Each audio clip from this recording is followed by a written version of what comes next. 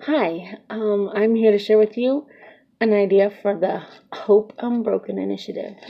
So, can I take a minute and share with you, your spouse, share this message with whoever needs to hear it? Um, Basically, it's Hope Unbroken, an initiative launched this year talking about the economic future that our children are growing into.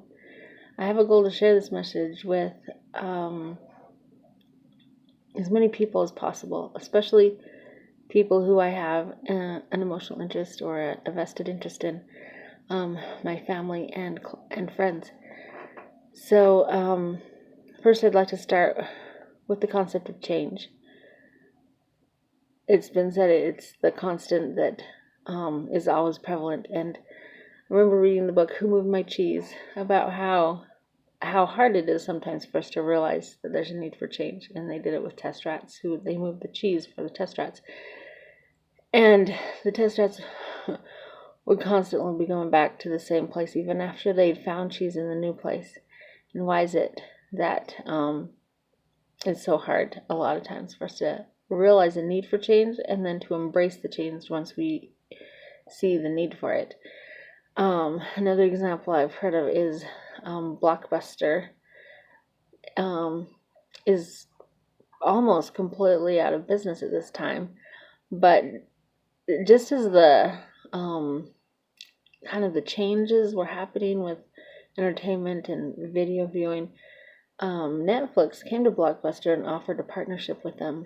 And Blockbuster thought themselves too grand and awesome to partner with someone as lowly as this company that was just beginning and just a startup company. So they denied the opportunity, and then Netflix went on to be very successful, and Blockbuster is almost obsolete. So a lot of times we can be like Blockbuster if we don't take the time to embrace change, and the things we place our trust in and have hope in.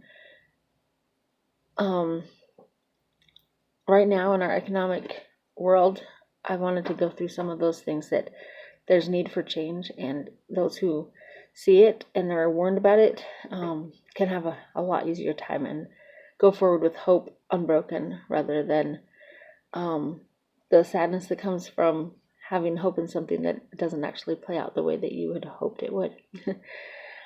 Having broken hope can be a treacherous and huge catastrophe. Basically, hope is something that, as humans, it seems like is super important. It's something we're constantly looking for, and something that when we have it, it expands our vision and allows us to move forward better and with confidence. But when hope is broken, it teaches us not to dream, not to try. It teaches us to have only caution. And that can be just as detrimental as having a hope placed in the wrong place, as having no hope at all. So that's why I've been working to share this initiative. I'm looking for other people who would like to join me in sharing this initiative, even if it just means, with your spouse or your children or someone close in your family. But I guess my story of why this is important to me, it was back in 2013. I listened to a speaker talk about hope, and he talked about broken hope in the country of Cuba, I think it was. And in Cuba, how hope was what was being pushed, but in the end, it's just all been broken hope. And some of the things that led to that, he talked in length about that and how it matches a lot of how our economy here in our country is moving. And at that meeting, I didn't know what to do about it. I knew that something needed to be done, And I made a decision that I was going to find answers. I was going to be part of a solution, whatever that might be. And so it took me years of, I guess, testing different things and working in different areas and searching. And it wasn't until I found Alliance Group that I found Real Solutions. And that's the company that I'm working with now. It's a company whose mission is to empower families, strengthen and empower families economically. And I wanted to share with you a little bit about the principles that this Hope Unbroken Initiative is launched upon, coming from the training and teaching from the group I work with called Alliance Group.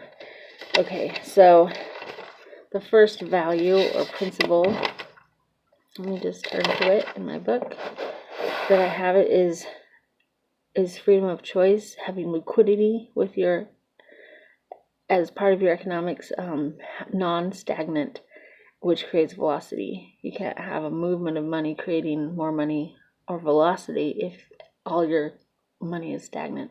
There has to be cash flow. I don't know if you've heard a lot about cash flow, but cash flow is king, is what is said over and over again in many different financial seminars and teachings.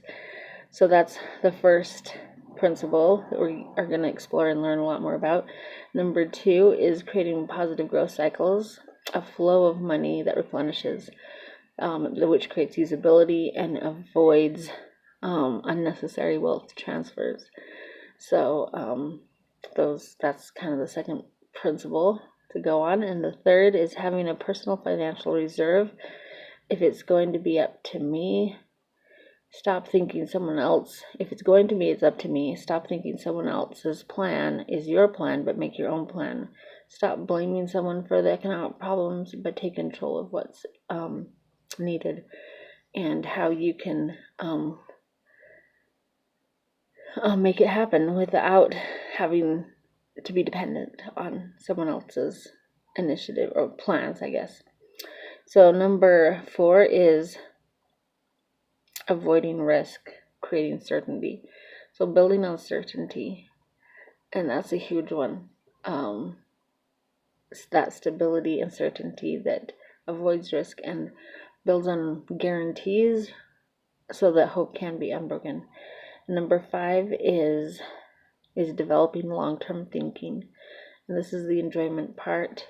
The impact of your choices, what is it going to be generations down the line? And this is something that is super exciting that I've learned about in Alliance Group, is that generational wealth idea and the true impact and just the feeling it provides, knowing that you're making a difference, not just for yourself, but for those coming after you.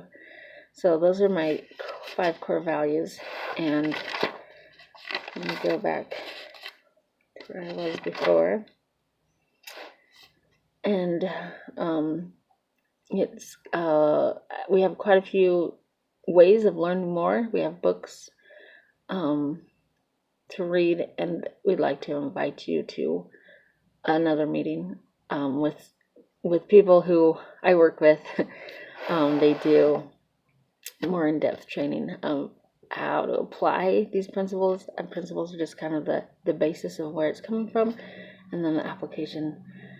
The website, you can go on the website and fill out a wealth analysis worksheet, and we can get started seeing how this initiative can affect you.